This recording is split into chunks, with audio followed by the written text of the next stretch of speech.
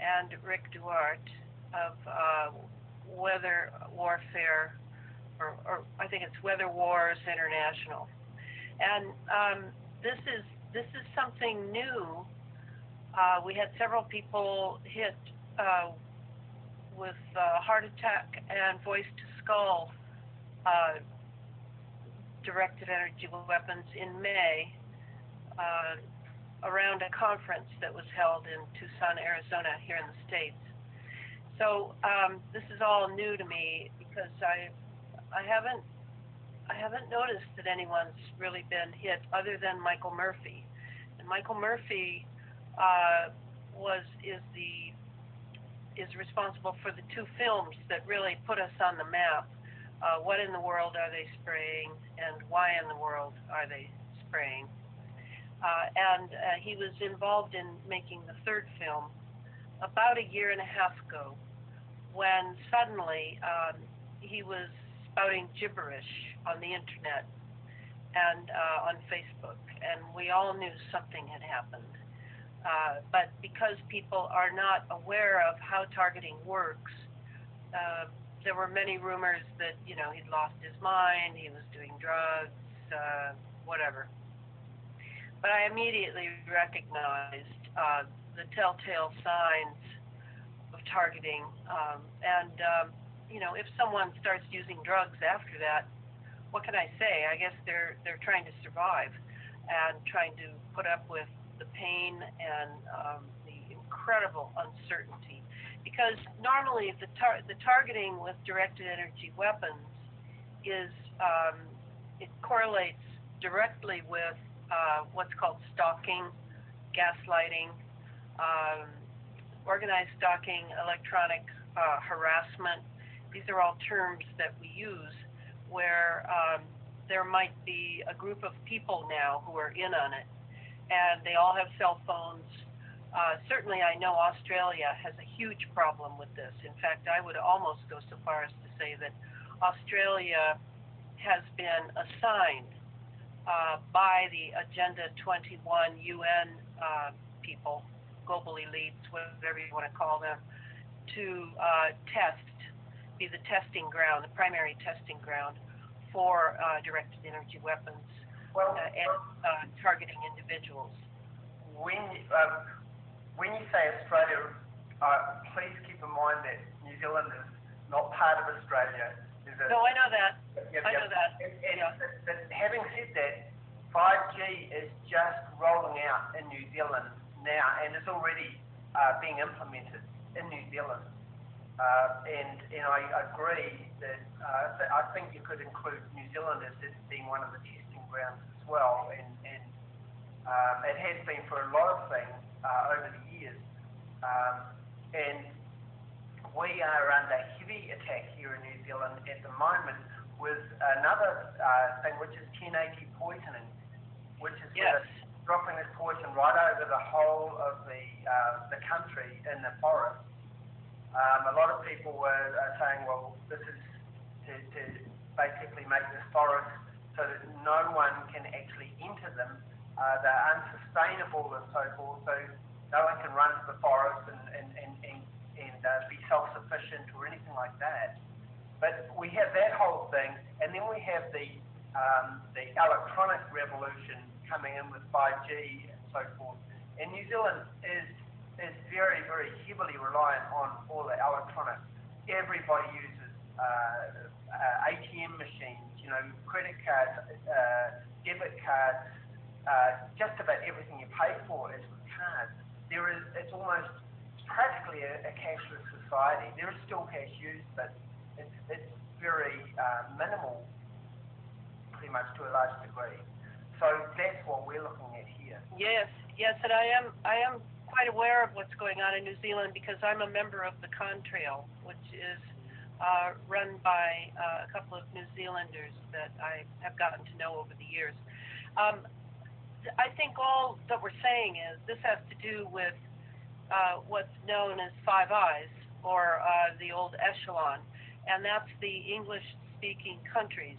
I think in a way that they assign or self-assign each other regarding what is going to be tested in whose nation.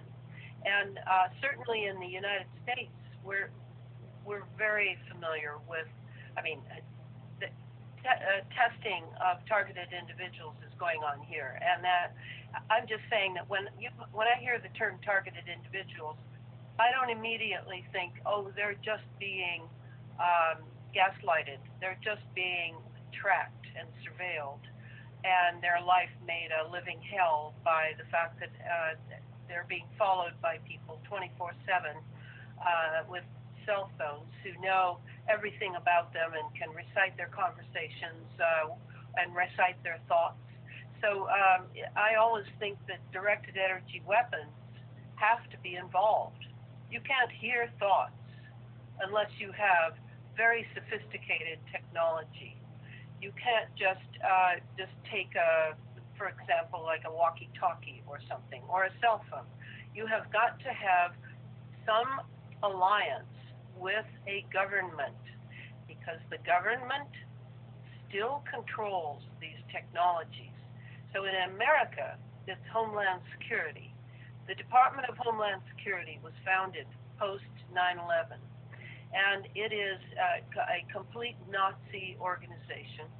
It has a habit of making agreements with various nations. I happen to have a copy of its agreement with the government of Sweden in general, with the military and intelligence faction in Sweden, to provide them with directed energy weapons for citizen control. So you have to have, say you've got somebody in your neighborhood who's doing something to you. They're listening through your walls. You've got maybe helicopters flying over your house. You've got maybe satellite connection to your wiring, to your cell phone, to your brain. All of this cannot be done by private individuals unless those private individuals have leased the equipment, have been gifted with the equipment for some service performed. And if either of those are true, they can't buy it. They absolutely cannot buy it. Then they are expected to document any reactions that their particular targeted individuals may have along with a description of what was done to them. And this is because this is all, in my mind, part of the future transhumanism push to make human beings different. So all of these weapons are, yes, I mean, if you're being microwaved, you're probably being burned because of the frequency of microwave weapons. But if you have 5G in your neighborhood, now you have the missing link, is how I think of it, to connect the towers, the power lines, the fiber optic cable in the street, the Internet of Things in your house, your smart dishwasher talking to your smart washing machine, talking to your smartphone, talking to your smart car. Now the 5G bumps it up because this is millimeter waves, and these are extremely powerful and will definitely impact our physical bodies very, very deeply. And now with the link made, now say it's a rural area, not a neighborhood, then they have the satellite uplinks. And that's what Elon Musk has been sending up, more of these tiny little satellites. All of these will fill in the gap in rural areas so that they have what I call full spectrum dominance. This is a military doctrine of full spectrum dominance, full dominance of the electromagnetic spectrum. And so the weaponizing, the weapons that they use, they will be able to pick and choose with ease once they've filled in the gaps around the Earth. And then it will be total control. And this is what I call space fence lockdown, because this has to do with the space fence apparatus that was dreamed up long ago in the 80s under Ronald Reagan, who was president, George H.W. Bush, who was vice president, and Dick Cheney, who was Secretary of Defense. And this was the old Strategic Defense Initiative, the SDI Star Wars program. And it has taken this long to ionize the atmosphere so that they can run wireless operations 24/7, and billions of them, trillions of them simultaneously without losing power. They are basically have turned our atmosphere into a mini ionosphere full of ions, constantly ionizing electrons with radar installations, with cell towers, with cell phones, with NexRads, all manner of things that I go into in the Space Fence book. So that said, you see how we're all plugged in. We're all inside the matrix now, just as the film series pre-programmed us to understand our condition. And now you can look at the different weapons. There's lasers, there's plasma weapons, gas plasma weapons. And I would say that if I were looking to for mind control, the main thing would be that the person has either an implant, a chip, a biochip of some sort, Right. or now, as I'm telling people from what I've learned about the what's coming down on us from the sky, and in our GMO foods, and being piggybacked on vaccinations, that we are being implanted with nano scale devices. And these have to do with sensors. Self-admittedly, I've seen articles telling us that NASA is up there in the stratosphere, dumping trillions of nano sensors in order to have what they call domination over the human domain. And we have breathed these in because they're very tiny. We're breathing them in with the heavy metals, which are highly conductive, and those turn us into, we've already been transceivers. We're like towers because we have an electromagnetic part of our bodies, and we are a resonant being. But now, so many are in us that our tissues absorb and try to protect us from. A lot of people are gaining a lot of weight easily. It's just the body's attempt to expand in order to begin to hold all of these nanoparticles that we're breathing in, right, and drinking in, and eating in, and being vaccinated with. So these are what is going to be used for mind control, for control over our bodies. If big pharma and the medical industry need more sick people, easily done. Just you've got the frequency for every disease.